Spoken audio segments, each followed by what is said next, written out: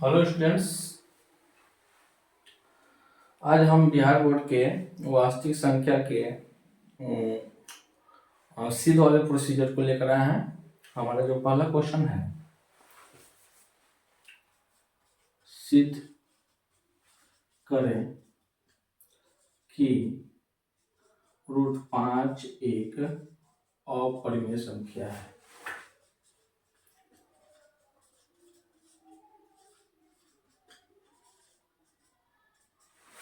यह question Bihar board के matric exam में बहुत बार अधिकांशतः पूछी जाती है, इसलिए इस क्वेश्चन को डिस्कशन करना बहुत जरूरी है। तो क्वेश्चन है √5 एक अपरिमेय संख्या है।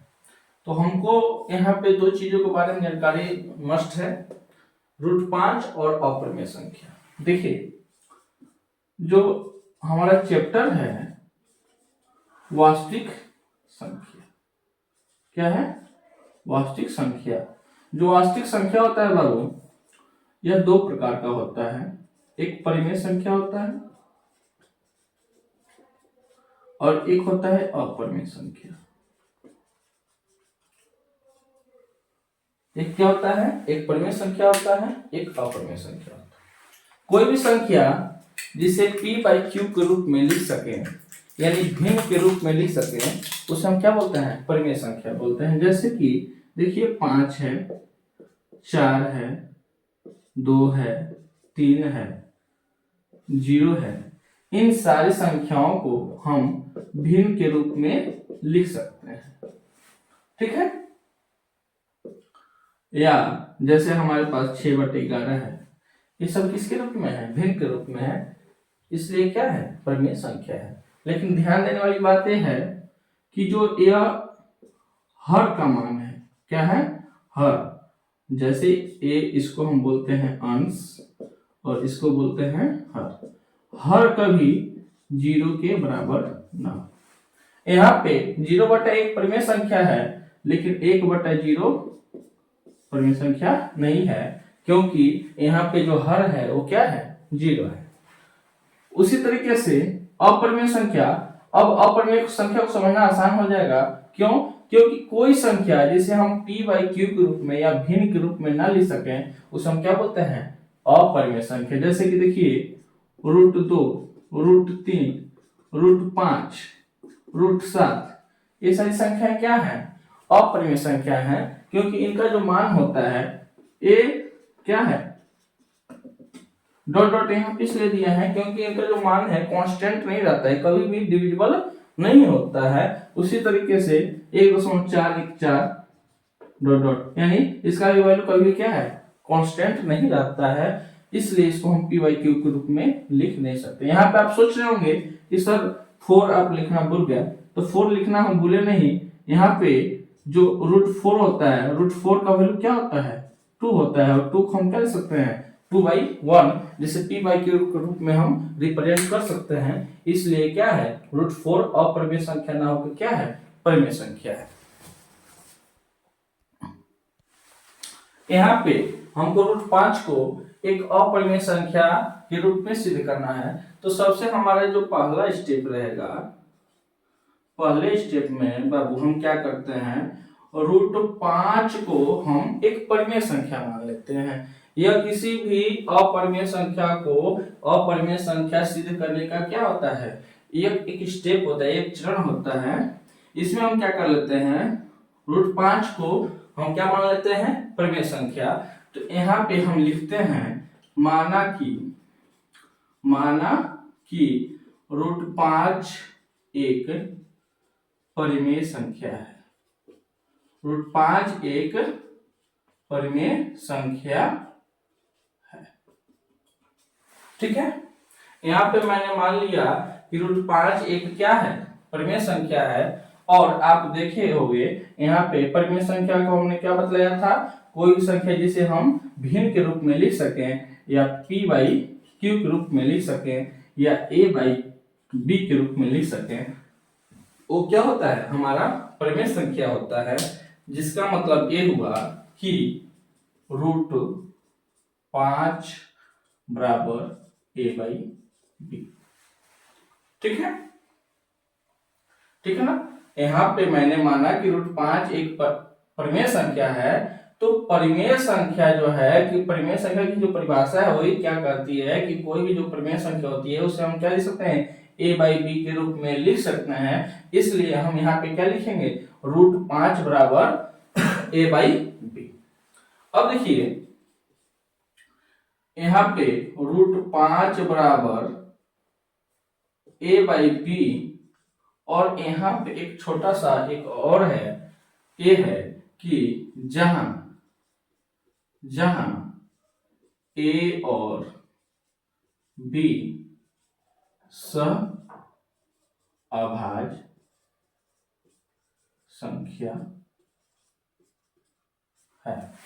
ठीक है, देखिए जब कोई भी परिमेय संख्या होती है, जब परिमेय संख्या की परिभाषा दी जाती है तो परिमेय संख्या की परिभाषा में भिन्न के रूप में उस संख्या को प्रदर्शित करने का नियम तो होता ही होता है, उसके साथ साथ यह भी होता है कि जो भिन्न के रूप में है वो किस फॉर्म में है, अपने सिंपलेस्ट फॉर्म में है, यानी अपने सरल रूप में है। और जब किसी भी भिन्न को सरल रूप में प्रदर्शित किया जाता है, सरल रूप में प्रदर्शित किया जाता है, तो वह जो होती है सअभाज्य संख्या होती है। इसको आप ऐसे समझिएगा, जैसे कि देखिए 15 है, क्या है 15 है, 15 को अगर हम रिप्रेजेंट कर रहे हैं तो यह क्या है 45/3 इसको लिख सकते हैं।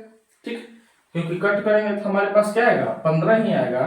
तो जो परिमेय संख्या की जो परिभाषा है वो यह बोलती है कि जो 45/3 है ये हमेशा क्या है अपने सरल रूप यानी 15/1 के रूप में ही क्या होगी रिप्रेजेंट की जाएगी, यानी प्रदर्शित की जाएगी। और 15 और 1 जो होगी वो क्या होगी सअभाज्य संख्या होगी, यानी का इसका मतलब ये हुआ कि 1 और 15 1 के अलावा किसी और संख्या से नहीं कटेगी, या इनका जो मासा होगा वो क्या होगा एक ही होगा। क्या होगा एक ही होगा, या हम कह सकते हैं कि मौसा क्या हो गया इनका एक होगा, या हम कह सकते हैं सरल शब्दों में ए और बी एक के अलावा किसी और संख्या से विभाजित नहीं है। ठीक है, आपको इतना लिखने की जरूरत नहीं है, आपको यहां से यहां तक लिखने की जरूरत नहीं है, बस आपको लिख देना है ए और बी सअभाज्य संख्या है। मैंने यह लिख दिया ताकि आपको यह चीज क्लियर हो जाए कि सअभाज्य संख्या का मतलब यह है कि ए और बी एक के अलावा किसी दूसरी संख्याओं से विभाजित नहीं है। अब चलिए हम इसी स्टेप को आगे बढ़ाते हैं। अब क्या है, जब इसका पक्ष हम क्या करेंगे बदलेंगे, तो ये देखिए ये LHS है यानी लेफ्ट हैंड साइड, और ये क्या है RHS है राइट हैंड साइड, यानी दायां पक्ष और बायां पक्ष। तो जब किसी भी संख्या का पक्ष में बदलाव करते हैं तो क्या होता है कि उसका जो चिन्ह होता है, ठीक है ना, उसमें बदलाव होता है। जैसे यहाँ पर देखिए ये b किसके रूप में है भाग के रूप में, किसके रूप में है भाग के रूप में है। अगर इसको हम LHS की तरफ ले जाते हैं, बाएं पक्ष की तरफ ले जाते हैं, तो ये क्या हो जाएगा गुने के रूप में हो जाएगा। कहने का मतलब क्या है √5b बराबर a हो जाएगा। क्या हो जाएगा √5b बराबर a हो जाएगा। इसको हम लिख सकते हैं, क्या लिख सकते हैं √5b बराबर a। ठीक है, अब हमारे पास क्या है, हम क्या करेंगे लिखेंगे यहाँ पे दोनों क्या है दोनों पक्षों का वर्ग करने पर। ठीक है, अब हम क्या करेंगे इस दोनों पक्ष क्या है या बायां पक्ष और या दायां पक्ष, इस दोनों पक्षों का हम क्या कर देंगे वर्ग कर देंगे। क्या कर देंगे वर्ग कर देंगे, यानी ये जो संख्या है इस संख्या का आपस में क्या कर देंगे हम गुना कर देंगे। क्या कर देंगे गुना कर देंगे। तो देखिए क्या होता है √5b गुना √5b बराबर a गुना a। ठीक है। अब जब इसको आप सॉल्व करोगे, क्या करोगे, सॉल्व करोगे, तो बाबू आपके पास जो आंसर आएगा, क्या आएगा, आंसर आएगा √5 गुना √5 क्या हो जाएगा, √25। ठीक है। b गुना b, b² बराबर a²। जैसा कि आप जानते हो, क्या जानते हो कि √25 का जो मान होता है वो क्या होता है, 5 होता है। तो आप यहाँ पे लिख दोगे 5b² बराबर a²। ठीक है। यहाँ तक समझने में कोई भी परेशानी नहीं हुई होगी। अब देखिए फिर से आप इसको आगे बढ़ाते हो, जैसा कि मैंने आपको यहाँ पे बताया था कि जब पक्ष में बदलाव करते हैं तो उसका जो मैथमेटिकल चिन्ह होता है उसमें क्या हो जाता है, बदलाव हो जाता है। तो अगर ये 5 यहाँ पे गुने के रूप में है, अगर इसको हम बाएं पक्ष से दाहिने पक्ष की तरफ ले जाएंगे तो ये क्या हो जाएगा, b² हो जाएगा यहाँ पे, और एक गुने के रूप में इधर आएगा तो क्या हो जाएगा, a²/5। क्या हो जाएगा, a²/5। अब देखिए यहाँ पे आप सीधे तौर पे आप देख रहे होंगे कि a²/5 बराबर क्या है, b² है। कहने का मतलब है कि a² 5 से विभाजित है, a² 5 से विभाजित है। यह बात आप लोग को थोड़ा सा डिफिकल्ट लगा होगा, ठीक है, प्रॉब्लम आ रही होगी, इसको मैं समझाता हूं। जैसे कि अगर देखिए 100 है, क्या है, 100 है, अगर इसको हम 100/5 लिख देते हैं और जब इसको हम सॉल्व करेंगे तो हमारे पास क्या आ जाएगा, 20 आ जाएगा। क्या आ जाएगा, 20 आ जाएगा। तो हम क्या कहेंगे कि जो 100 है वो 5 से क्या है, विभाजित है। उसी तरीके से जब a²/5 लिख दिए बराबर b² लिख दिए, इसका मतलब क्या है, a² 5 से विभाजित है। ठीक है। तो अब हम यहाँ पे क्या लिख सकते हैं, हम यहाँ पे लिख सकते हैं कि a² 5 से विभाजित है। क्या है, a² 5 से विभाजित है। और एक चीज और जानिएगा, जब a² 5 से विभाजित है तो a भी क्या होगा, 5 से विभाजित होगा। क्या होगा, a भी 5 से विभाजित है। ठीक है। और यहाँ पे एक थ्योरम लगता है, उस थ्योरम का नाम है, ठीक है ना, उस थ्योरम का नाम है फंडामेंटल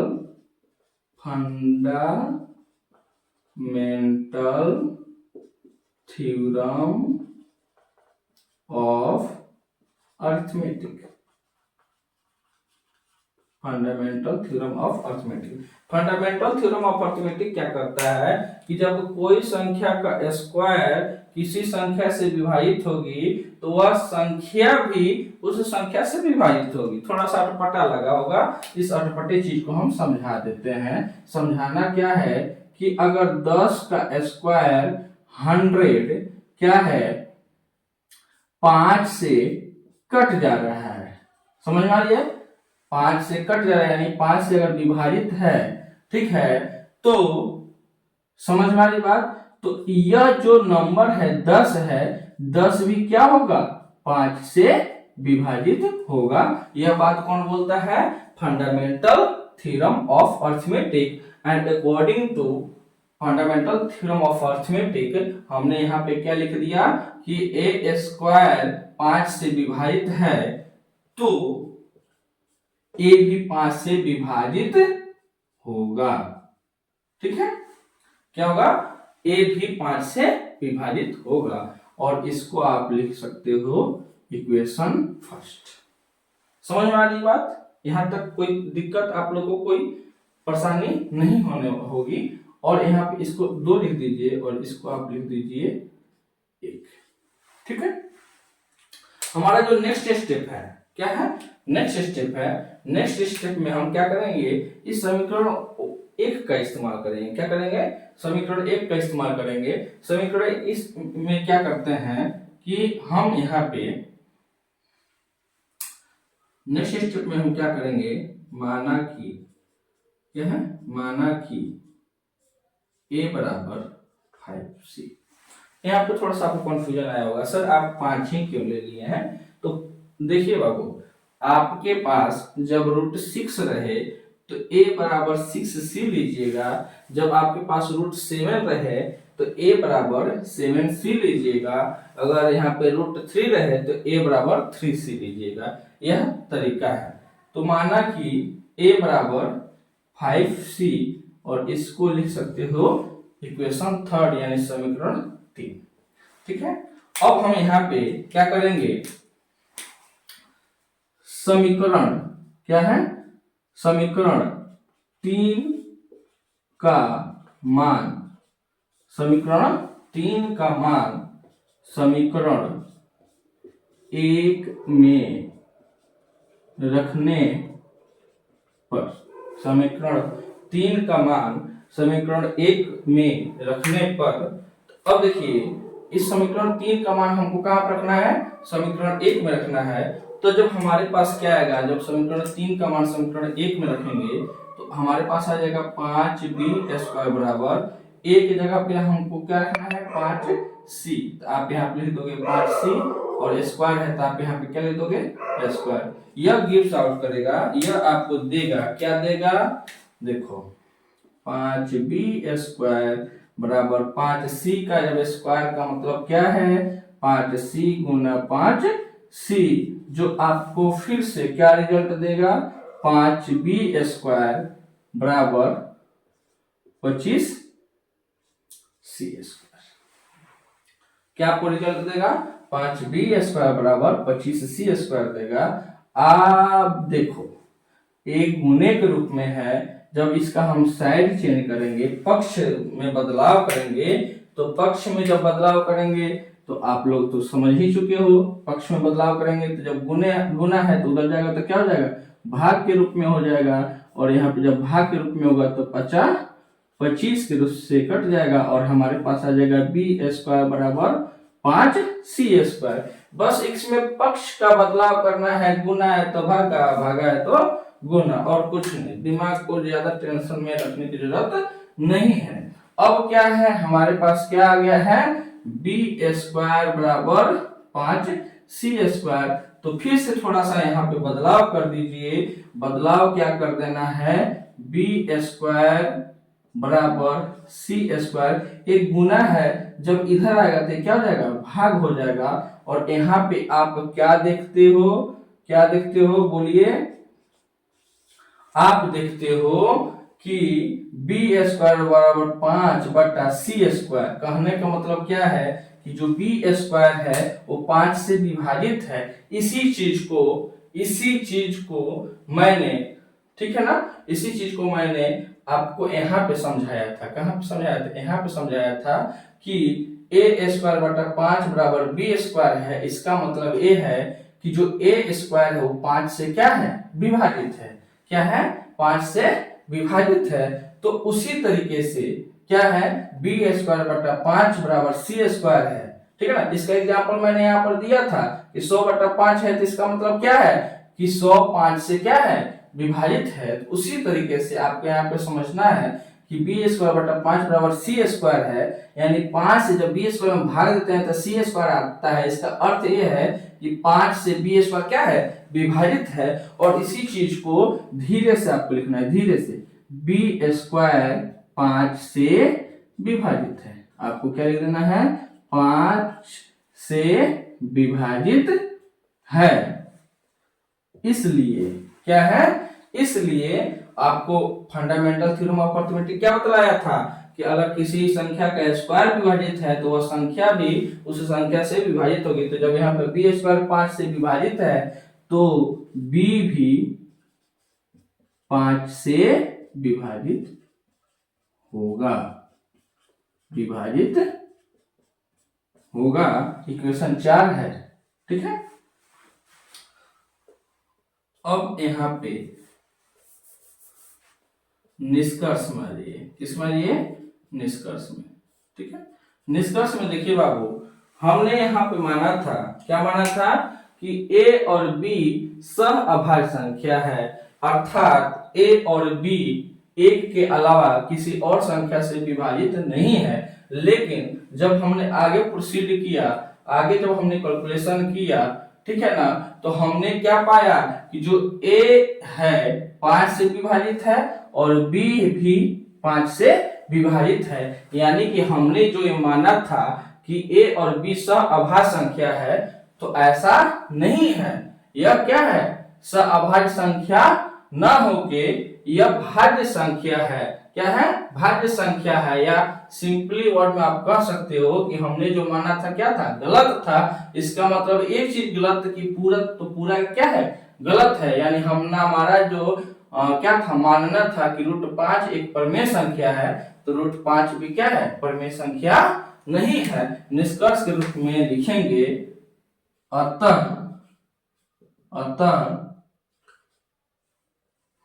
अतः इसको आप लिख लीजिए 4, इसको लिख लीजिए 2। अतः समीकरण 2 और 4 से स्पष्ट है कि a और b सहअभाज्य संख्या नहीं है। इसलिए हम कह सकते हैं कि √5 एक अपरिमेय